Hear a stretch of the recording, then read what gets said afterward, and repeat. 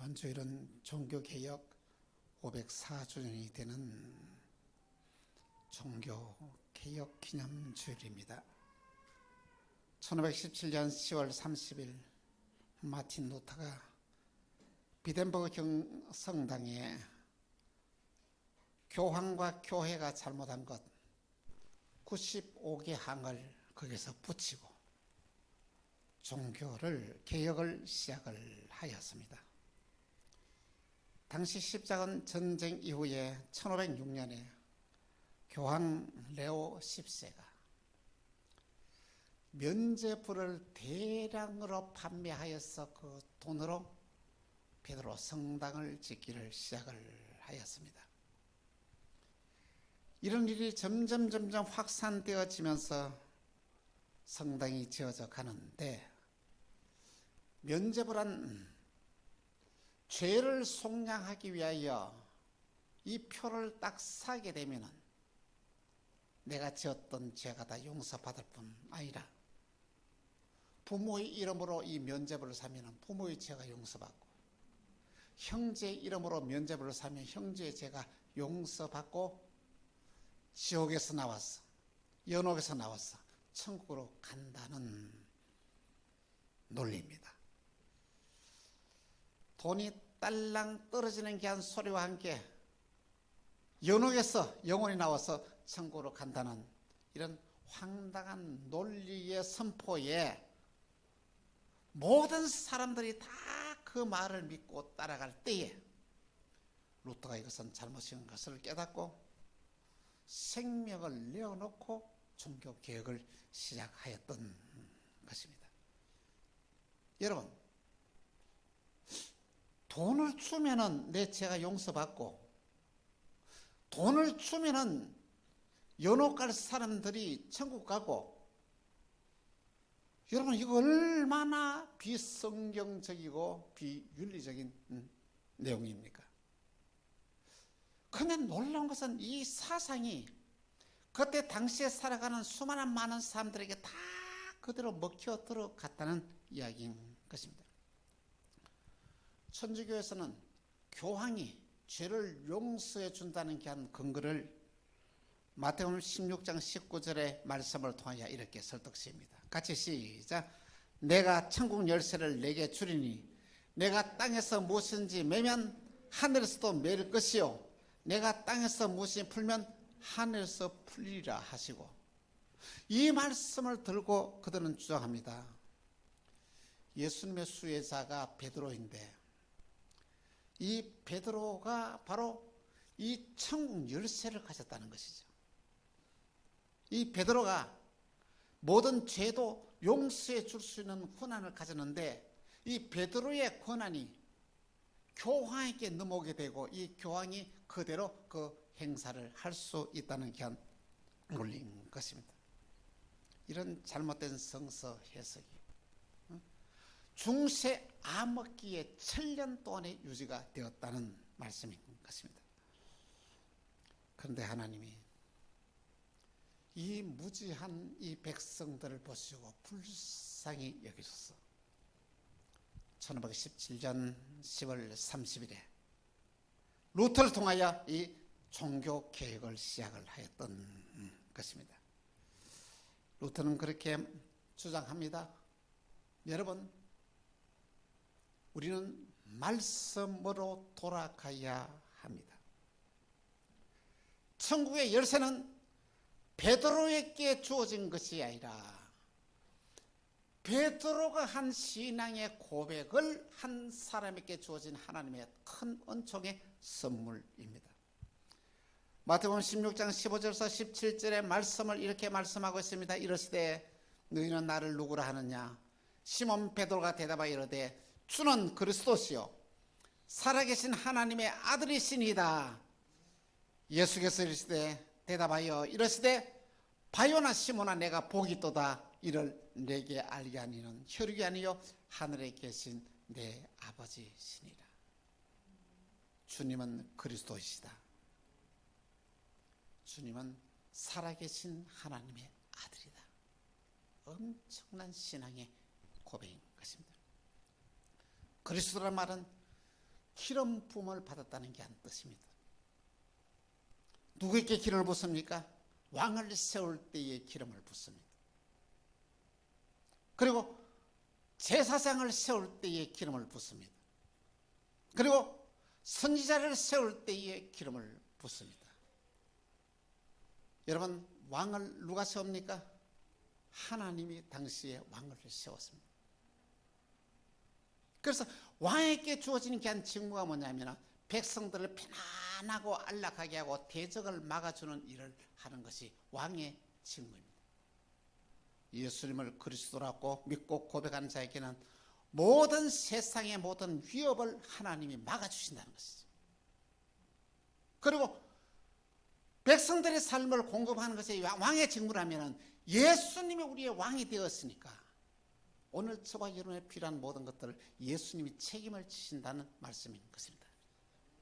제사장의 직무는 무엇이냐 하면은요, 백성의 죄를 용서해 주는 귀한 직책이 제사장의 직무인데, 양이나 소나 짐승을 가져와서 제사장에게 가져오면 백성의 죄를 그 양이나 소에게 다 전가를 하고 그를 이 백성 대신 죽이고 그 피를 바람으로 말미암아 모든 그 사람의 지었던 죄를 용서받게 하는 일을 하는 것이 제사장의 직무였습니다.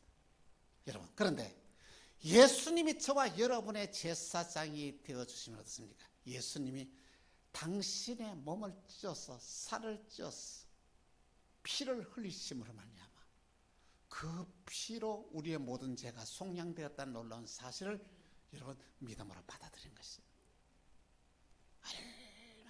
예수님이 저와 여러분의 모든 죄를 다 용서해 주셨다는 놀라운 사실을 믿음으로 받아들인 것이 너무 중요하다는 것입니다. 선지자의 직무는 뭐냐면 하나님을 대신하여 백성들에게 하나님의 말씀을 전하는 것이 선지자에게 한 직무인 것입니다. 예수님이 선지자이십니다. 예수님이 하나님을 대신해서 우리에게 하나님의 말씀을 전해주신 분입니다. 그래서 하나님의 말씀을 우리가 믿고 따라가게 되면 하나님은 우리의 삶을 가장 선한 길로 인도해 주신다는 놀라운 신앙의 고백이 예수는 그리스도라는 신앙을 받아들이는 것이다는 말씀인 것입니다. 참으로 놀라운 사실은 이 고백 위에 이 교회가 세워졌습니다. 마태복음 16장 18절에 이렇게 말씀하고 있습니다. 같이 시작. 또 내가 내게 이르노니 너는 베드로라. 내가 이 반석 위에 이 교회를 세우리니 음부의 권세가 이기지 못하리. 할렐루야. 이 베드로의 신앙의 고백 위에 세워진 교회는 그 어떤 음부의 권세도 이 교회를 어떻게 할 수가 없다는 것이죠. 그렇습니다. 이 고백 위에 세워진 교회는 음부의 권세를 이긴 교회입니다. 예수님은 그리스도이십니다. 예수님은 하나님의 아들이라는 이 놀라운 신앙의 고백이 오늘 저와 여러분의 운명을 바꾸는 신앙의 고백인 줄 압니다. 당시 루터가 종교개혁을 일으키기 전에 많은 이 개혁자들이 일어나게 되었습니다. 체코의 종교개혁자 후스라든지 스위스의 종교개혁자 쩌빙글리 같은 사람들은 얼마나 위대하고 얼마나 놀라운 일들을 해낸지 모릅니다. 수많은 사람들의 반응도 일으켰습니다. 많은 사람들이 일어났습니다만 결국은 이 종교개혁에 다 실패를 하고 맙니다. 그 이유가 어디인지 아십니까? 그렇게 훌륭한 사람이 나타났어요. 종교개혁을 헬멧 말고. 왜 이 종교개혁에 실패를 했느냐 하면 백성들이 하나님의 말씀을 알지 못하였기 때문인 것입니다. 당시 성경은 성직자에게만 주어졌는데, 신부에게만 주어졌는데 구약은 히브리어로 신약은 헬라어로 기록되기 때문에 일반 백성들은 성경도 없었고 성경이 있어도 그것을 깨달을 수가 없고 읽을 수가 없었던 것입니다. 그냥 신부가 성경을 한 절 읽고 해석해 주면은 그 말씀대로 신앙생활을 할 수밖에 없었던 것입니다. 그런데 놀랍게도 루터가 종교개혁을 일으킬 때는 어떤 일이 생긴지 아십니까? 그때 당시에 루터가 종교개혁을 일으키면서 제일 먼저 한 것이 뭐냐면 이 성경을 번역을 했는 거예요. 구약은 히브리어로, 신약은 헬라어로 되었던 성경을 그들 뭐냐 독일어로 번역을 했어. 그때 당시에 인쇄술이 발전이 됨으로 말미암아 이 성경이 순식간에 이 모든 것을 다 인쇄되어서 사람들에게, 많은 사람들에게 성경이 전해지길 시작을 했던 거예요. 그 성경을 직접 그 나라 언어로 읽어보니까 이 성도들이 깨어나기를 시작했습니다. 우리가 지금 속고 있구나. 우리가 하나님을 섬긴다고 하면서 우리는 신앙에서 떠나 있구나. 이들을 깨닫게 때부터 이 종교개혁에 강력한 힘을 가지게 되었던 것입니다. 더더욱 놀라운 사실은 뭐냐면 이 종교개혁이 유럽의 전체의 사상을 완전히 바꾸어 놓았습니다. 그래서 놀라운 것은 이 종교개혁이 일어나는 나라마다 어떤 첫 번째 정하면 경제적인 부흥이 일어나는 거예요. 못 사는 나라가 이 종교개혁을 받아들이는 나라들은 다 잘 살게 되는 것입니다. 그때 당시에 존 칼빈이 제네바에서 성경대로 실천하는 귀한 이 나라를 세웁니다. 그래서 제네바를 성경대로 이 제네바를 통치하는 나라를 세웠더니 나라가 부강하고 나라가 강력해진 귀한 이 도시가 되었던 것입니다. 이것을 보고 유럽의 전역에서 수많은 많은 사람들이 모여와서 이 칼빈에게부터 이 성경을 배우고 성경을 어떻게 적용하며 살 것인가를 구체적으로 교육을 받습니다. 그렇게 해서 생겨난 교회가 이 장로교회인 것입니다. 놀라운 것은 이 장로교가 들어간 나라마다 잘 사는 경제적 부흥이 일어나게 되는 거예요. 그 이유가 뭐냐 하면은 장로교는 직업에 대한 분명한 소명이 있습니다. 직업은 하나님이 주시는 게 한 천직으로 알아서 그 직업에 대해서 만약 사명감 가지고 이 모든 직업에 임하게 되었다는 것입니다. 그래서 그들은 하나님 주신 게 한 사명으로서 새로운 일을 개척하고 새로운 사업을 시작하게 되었습니다. 그리고 금금 전략을 했습니다. 다른 데 헛된 데 돈을 쓰지 않고 새로운 일자리를 만드는 데 이 돈을 쓰게 됐으니까 이 나라가 잘 사는 나라로 부강한 나라로 만들어졌다는 것입니다. 프랑스에서 천주교가 이렇게 이 개신교에게 싸움이 일어났습니다. 그때 당시에 싸우던 위건호들이 얼마나 많은 고충을 겪었는지만 있는 집도 빼앗겼어요. 농토도 다 빼앗겼어요. 아니 그때 농사 짓고 살아가는 사람이 집도 빼앗기고 농사도 빼앗기고 어떻게 먹고 살아가는 겁니까? 이들이 하는 수 없었습니까? 제네바로 이주를 하게 되었던 것입니다. 아무것도 가진 자 없으니 이들에게 산할 길이 뭡니까? 그래서 그들을 통하여 발명된 것이 뭡니까? 시계입니다. 그래서 시계를 갖다가 발명하여 연구하여 이것을 만들어서 팔므로 말미암아 이들은 큰 풍요하게 한 삶을 살게 되는 놀라운 일들이 일어났던 것입니다. 하나님 주신 재능으로 최선을 다한 결과 장로교가 들어가는 나라마다 엄청난 부흥이 일어나게 되는데 스위스에서 네덜란드에서 영국으로 또한 영국에서 미국으로 미국에서 한국으로 들어가면서 이 청교도에 대한 운동이 일어나게 되면서 엄청난 이 부흥의 역사를 일어나게 되었던 것입니다. 종교개혁은 우리의 사상과 이념을 한 바꿔놨습니다. 유럽 전체의 이 운명을 바꿔놨습니다. 종교개혁의 최고의 핵심이 뭐냐면은 인간의 본질을 가장 정확하게 설명한 자가 이 칼빈이었습니다. 인간이 얼마나 타락하고 악한 것인지를 너무나 구체적으로 이렇게 모든 것을 가르쳤습니다. 그런 말입니다. 너 형편없는 사람이야? 아닙니다. 나도 형편없는 사람이라는 것이죠. 너도 형편없는 사람이고 나도 형편없는 사람인데 그럼 어떻게 할 거냐? 우리는 최소한의 이런 규범을 지키고 살자. 그 규범이 뭐냐? 이 십계명이라는 것이죠. 우리 십계명 그대로 살자. 그것을 믿음으로 받아들였다는 것이죠. 그러니까 놀라운 이 혁명이 난데 경제적 부흥의 역사가 장로교가 들어가는 곳마다 일어나게 되었던 것입니다. 그렇습니다. 우리가 스스로 죄인인 것을 깨달은 것은 놀라운 기적 중의 기적인 것입니다. 장로교의 가장 핵심이 뭡니까? 하나님의 주권 안에서 우리는 어쩔 수 없는 죄인이라는 것이죠. 하나님의 주권에서 우리가 붙잡혀 살아가게 되면 우리는 위대한 삶을 살아갈 수밖에 없는 존재가 된다는 것이 장로교의 기본 신학인 것입니다. 먼저 첫 번째로 성경은 구원에 이르게 하는 지혜를 가져다 줍니다. 참으로 놀라운 사실은 이 하나님의 말씀이 글로서 우리에게 주어졌다는 것은 어마어마한 축복인 것입니다. 이거는 보통 복이 아닙니다. 오늘 저와 여러분이 성경을 읽음으로써 하나님의 뜻을 깨닫게 된다는 것은 너무 놀라운 은혜와 귀한 축복에 귀한 사건이라는 말씀인 것입니다. 여러분, 그렇습니다.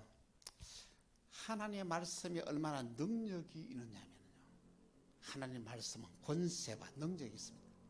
그런데 이 하나님의 말씀을 무식한 사람은 무식한 대로 그 말씀의 본질을 그대로 이해하게 되는 거예요. 지혜 있는 사람은 지혜 있는 산대로 이 말씀의 본질을 그대로 받아들이게 돼요. 이 하나님 말씀의 능력인 거예요. 어느 누구든지 하나님의 말씀을 믿음으로 읽으면 성령께서 역사하여 그 말씀의 본질을 깨닫게 하는 거예요. 하나님의 말씀을 읽고 하나님의 말씀을 들으면 기적이 일어나는 거예요. 하나님의 말씀을 들으면 믿음이 성장해야 되고 놀라운 기적이 일어나게 된다는 말씀인 것입니다. 하나님께서 이 성경에 기록된 목적이 어딘지 아십니까? 요한복음 20장 31절에 이렇게 말씀하고 있어요. 같이 시작. 오직 이것을 기록하면 너희로 예수께서 하나님의 아들 그리스도에 있음을 믿게 하려 함이요, 또 너희로 믿고 그 이름을 힘입어 생명을 얻게 하려 함이요. 할렐루야. 하나님의 말씀을 들으면 믿음이 생깁니다. 하나님의 말씀을 읽으면 믿음이 생깁니다. 하나님의 말씀을 읽고 하나님의 말씀을 들으면 어떻습니까? 생명이 우리 속에 들어오게 된다는 말씀인 것입니다.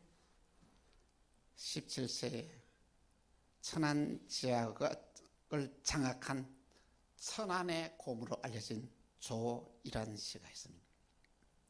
이분은 김두한, 여러분 잘 알죠? 김두한의 후계자로서 주먹세계의 왕이었습니다. 그가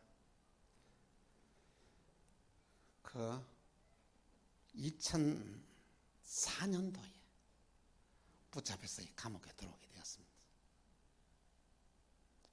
그 습관을 버리지 못하고 삼청 교육대까지 갔지만은 그것을 버리지 못하고 천안 교도소까지 들어오게 된 거예요. 그러니까 어떻게 되겠습니까? 한방 남지단 방에 갇혀서 하루하루 지나니까 말이야 견딜 수가 없는 거예요. 혈압이 올라갑니다. 혈압이 세상에 250까지 올라가는 거예요. 쓰러지는 거예요.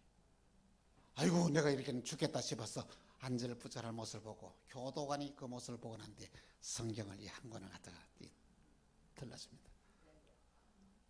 조혜란 선생님, 이 한번 성경을 읽어보십시오. 이렇게 했어요. 여러분, 성경을 읽고 싶은 마음으로 읽은 것이 아닙니다. 그렇게 간절히 기도해 줬습니다.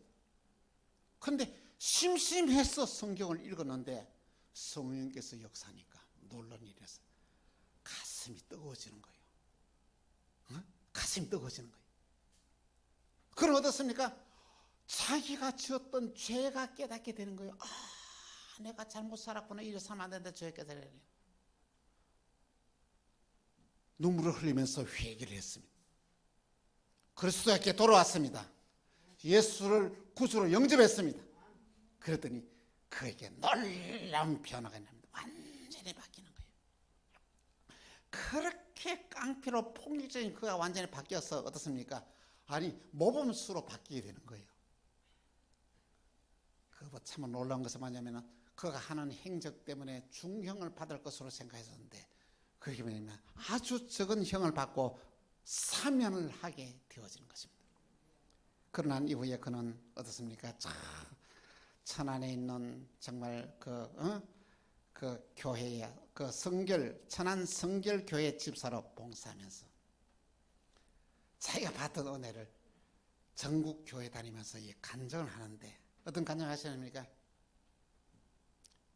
성경이 나를 살렸다. 한번 따르시다. 성경이 나를 살렸다. 할렐루야. 하나님의 말씀이 오늘 저와 여러분을 살리는 놀라운 기적의 역사가 일어나게 된다는 말씀인 것입니다. 여러분, 하나님 말씀이 내 안에 들어왔어. 하나님 말씀이 나를 다스리게 되면 나에게는 놀라운 기적의 역사가 일어나게 되는 것입니다. 두 번째로 성경은 우리의 삶을 온전하게 만드는 능력이 있습니다. 종교개혁의 핵심은 성경으로 돌아가자입니다. 성경 속에 우리 인생의 모든 문제의 해답이 다 들어있습니다.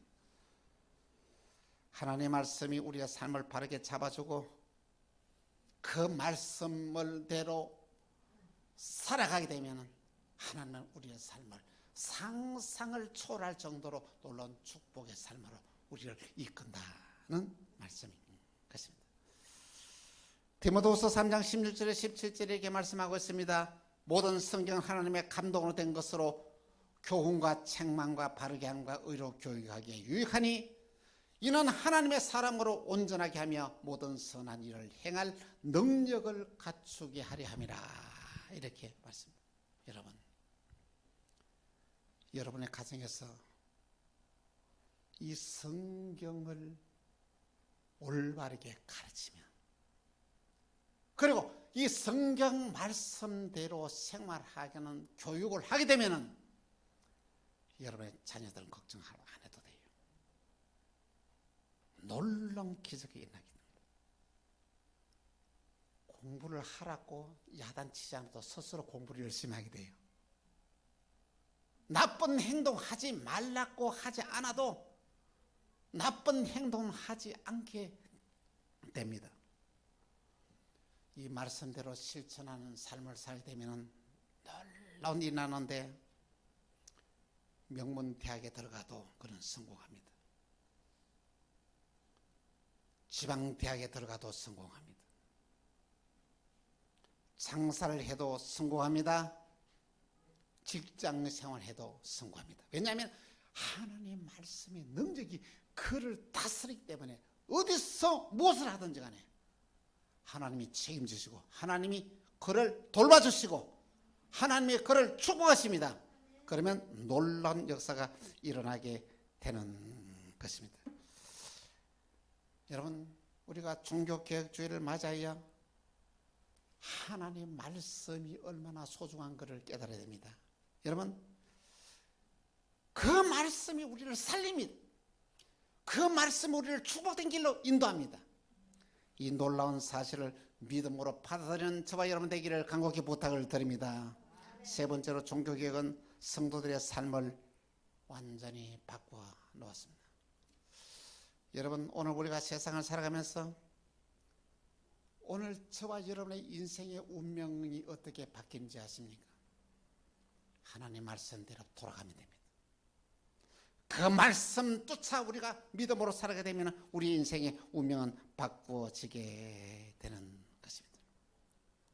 종교개혁에서 5대 강령이 있습니다.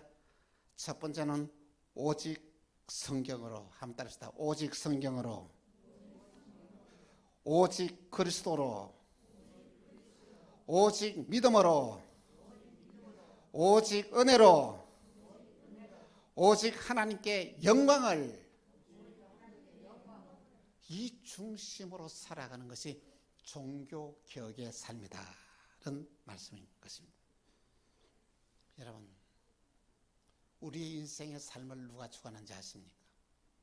하나님이 저와 여러분의 인생의 운명의 삶을 주관합니다.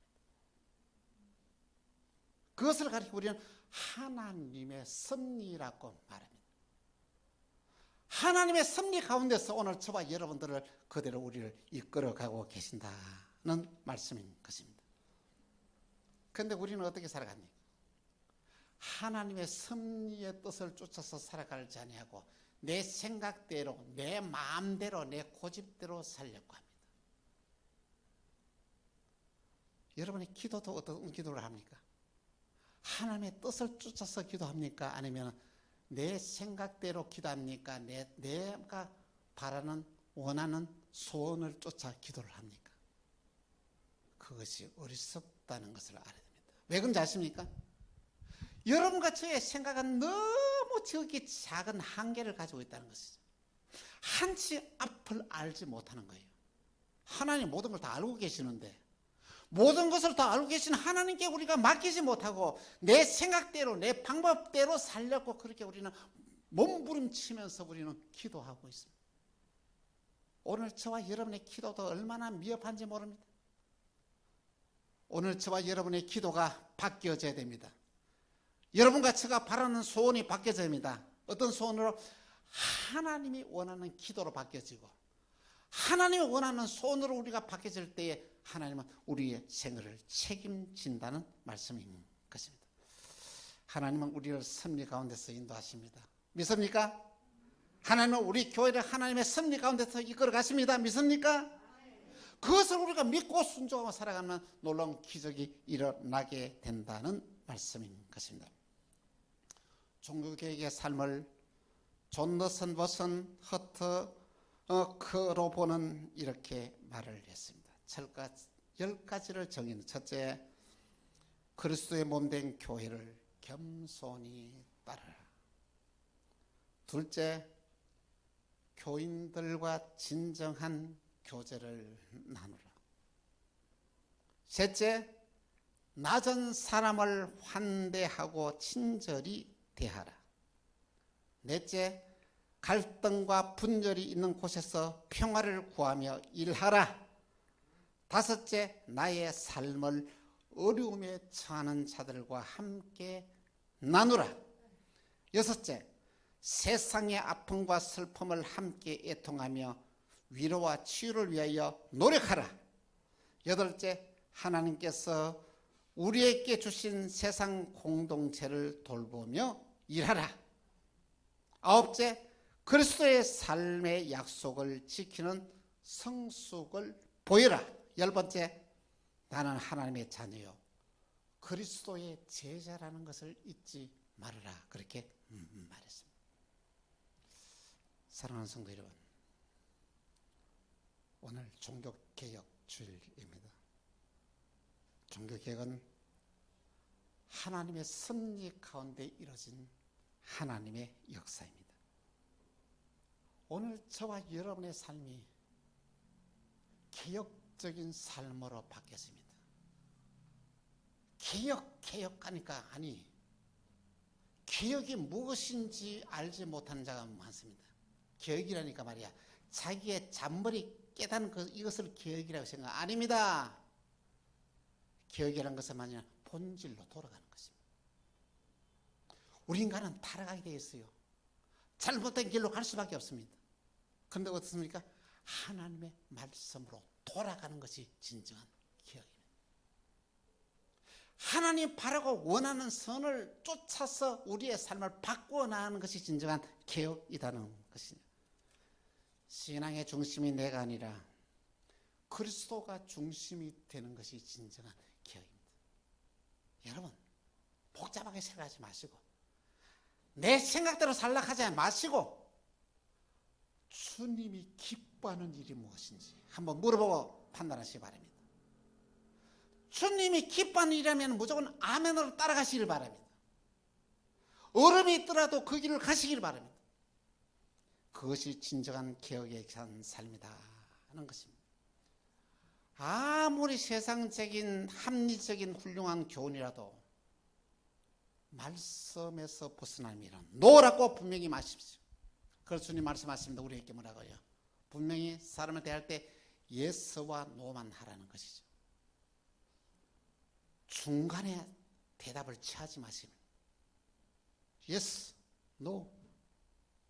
하나님의 말씀이라면 yes, 하나님의 뜻이 아니라면 no. 오늘 저와 여러분들은 그냥 되는 대로 살지 마시기 바랍니다. 기억해야 됩니다. 돌아서야 됩니다. 본질로 돌아가야 됩니다. 신앙생활에서 성경을 읽지 않으면 믿음을 저버리는 행위입니다. 여러분, 매일매일 성경을 꼭 읽으시기 바랍니다. 매일매일의 삶 가운데 하나님의 말씀대로 여러분들 순종하는 삶을 사시길 바랍니다. 읽는 것도 중요하지만 그 말씀대로 사는 게 더 중요한 거예요. 여러분, 하나님은 저와 여러분에게 복을 주고 싶었습니다.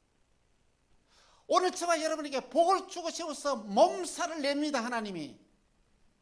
그런데 복을 줄 수가 없어요. 왜? 축복받는 하나님의 말씀대로 살지 않기 때문에 복을 줄 수 없다는 거예요.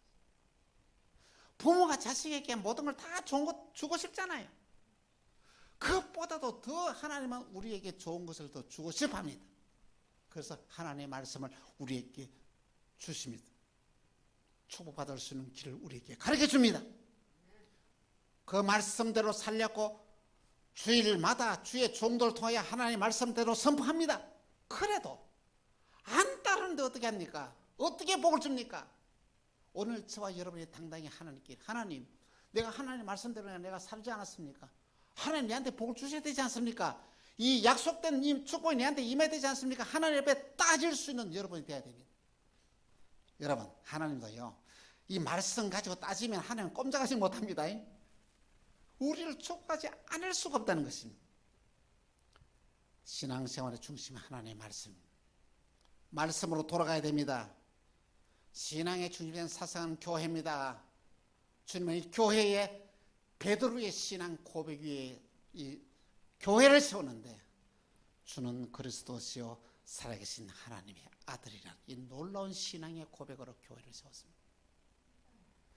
오늘 저와 여러분이 이 고백을 믿음으로 받아들이면 여러분의 인생에 놀라운 은혜와 기적의 역사가 일어나게 되는 것입니다. 이 하나님께서 종교개혁 504주년을 맞이하여 오늘 저와 여러분이 하나님의 말씀으로 돌아가고 말씀에 언약된 놀라운 축복이 오늘 저와 여러분의 믿음의 삶의 증거로 나타나는 역사가 나기를 주 예수 이름으로 축원합니다.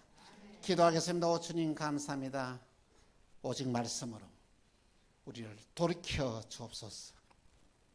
진리의 말씀이 우리의 삶을 온전히 다스리고 지배하게 하시사 말씀 속에 언약되어진 놀라운 축복을 우리 만나게 모든 성도들이 다 받아 누리는 언약의 복을 다하여 주옵소서. 주님, 사탄에게 속지 않게 하여 주옵소서. 주님, 자기 자신의 창꾀에 속지 않게 해주시고 하나님의 말씀을 믿음으로 받아들여 그 말씀대로 순종하여 살아서 언약하신 모든 축복의 주인공이 다 되게 하여 주옵소서. 주 예수 그리스도 이름으로 기도합니다. 아멘.